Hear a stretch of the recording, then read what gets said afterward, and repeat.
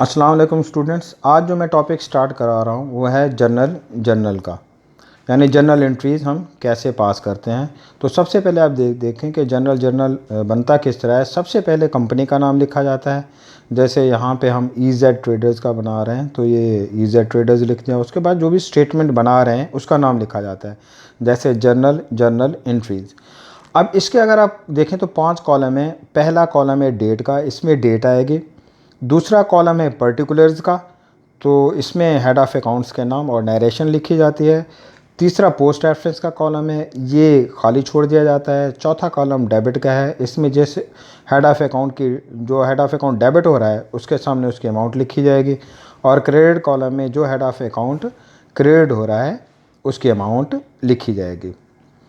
तो अब 2019 regular and private first year commerce का क्वेश्चन स्टार्ट करते हैं। क्वेश्चन नंबर है 4। तो क्वेश्चन स्टार्ट करने से पहले आप सब व्यूअर से रिक्वेस्ट है कि इस चैनल को सब्सक्राइब कर दें और शेयर भी कर दें ताकि सब लोगों का भला हो जाए। तो यह following are the some transaction performed by EZ traders during the month of March 2019। March 8 को जो ट्रांजैक्शन हुई है, sold merchandise on credit ₹10,000 to star limited के 10,000 की आपने स्टार लिमिटेड को चीज़ें जो है ना वो बेची हैं, मर्चेंडाइजेज बेची हैं उधार पे। ऑन क्रेडिट का मतलब ऑन क्रेडिट या ऑन अकाउंट हो तो इसका मतलब है उधार पे आपने बेची हैं। तो इसमें एक तो हमारा अकाउंट्स रिसीवेबल बढ़ गया, दूसरा सेल्स बढ़ गई। तो अकाउंट्स रिसीवेबल हमारा एसेट है, वो बढ़ेगा तो डेबिट हो जाएगा। सेल्स हमारी रेवेन्यू है, वो बढ़ेगी तो क्रेडिट हो जाएगी।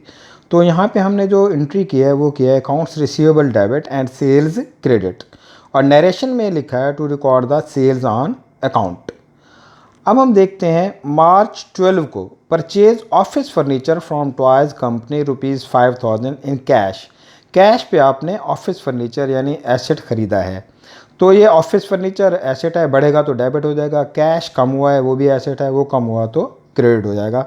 तो इस वजह से हमने यहाँ पे जो ट्रांजैक्शन की है वो की है 12 मार्च को office furniture debit and cash credit, और हमने नरेशन में लिखा है परचेज फर्नीचर फॉर कैश।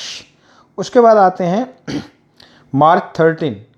तो मार्च 13 को है received cheque for ₹9,800 from Star Limited in final settlement of their account. तो देखते हैं कि स्टार लिमिटेड से हमने लेने कितने थे, 10,000 लेने थे। आप मार्च 8 को देखें तो हमने उन्हें उधार पे 10,000 की चीज़ें बेची थी। तो उन्होंने हमें 9,800 दे के फाइनल सेटलमेंट कर दिया, यानी अब उनका हमारा हिसाब किताब ख़त्म हो गया है। तो हमने उन्हें डिस्काउंट दिया है, तो 10,000 में से 9,800 अगर आप माइनस करें तो 200 रुपये डिस्काउंट आ जाता है। तो इस वजह से जो एंट्री होगी वो होगी कैश डेबिट, और सेल डिस्काउंट या डिस्काउंट अलाउड भी आप इसको कहते हैं, वो डेबिट हो जाएगा। और अकाउंट्स रिसीवेबल हमारा 10,000 से पूरा का पूरा क्रेडिट हो जाएगा। अब ये डिस्काउंट डेबिट क्यों हुआ है? क्योंकि ये जब सेलर देता है तो सेलर के लिए ये एक्सपेंस होता है और बायर के लिए इनकम होती है। तो चूँकि हम सेलर हैं, हम दे रहे हैं, तो हमारे लिए 200 रुपये क्या है, ये एक्सपेंस है, इस वजह से ये डेबिट हो गया। अच्छा, इसमें मैं एक और बात आप लोगों को बताना चाहता हूँ कि जो हम चेक लेते हैं, अगर हमने उसको बैंक में जमा करा दिया तो हम उसको बैंक डेबिट करते हैं उससे। अगर हमने बैंक में जमा नहीं कराया तो हम उससे कैश डेबिट करते हैं। तो अगर आप मार्च 13 को देखें तो हमने जो चेक लिया है उसमें मेंशन नहीं है कि हमने इसको बैंक में जमा कराया है, तो इसका मकसद है हम इसको कैश में ही लिखेंगे। अब मार्च 15 को है deposited cheque of Star Limited in bank. अब वही बात आ गई कि जो हमने चेक लिया था 9,800 का, अब हमने उसको बैंक में जमा करा दिया है।